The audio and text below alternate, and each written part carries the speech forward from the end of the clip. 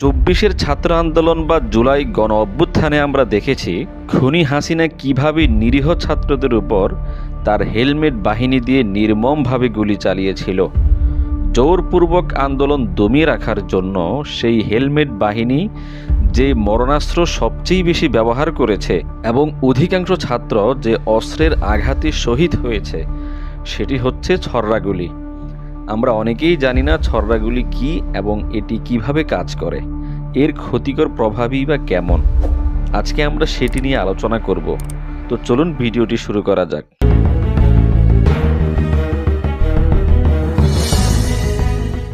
ছর্রাগুলি হলো এক ধরনের বন্দুকের গুলি যা সাধারণত শটগানে ব্যবহৃত হয়।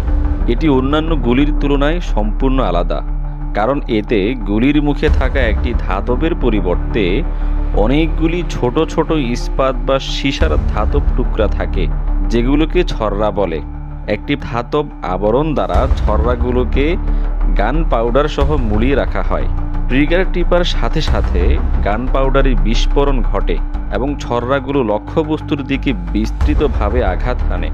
সাধারণ গুলি অনেক সময় লক্ষ্যভ্রষ্ট হয় বা আত্মরক্ষার কৌশল অবলম্বন করে তা থেকে মুক্তি পাওয়া যায়, কিন্তু ছর্রাগুলি যিনি নিক্ষেপ করেন তার প্রপার ট্রেনিং না থাকলেও লক্ষ্যবস্তু এর আঘাত থেকে রক্ষা পেতে পারে না, কারণ ছর্রাগুলো ছড়িয়ে পড়ে একটি বিস্তর জায়গা জুড়ে আঘাত হানে। যদি কাছ থেকে এটি ছোড়া হয় এবং শরীরের সেন্সিটিভ এলাকায় আঘাত হানে, তাহলে একই গুলিতে 2 থেকে 3 জনের মৃত্যুও হতে পারে। তাই আন্দোলন দমাতে কার্যকর ভূমিকা পালন করার জন্য এটি ব্যবহার করা হয়।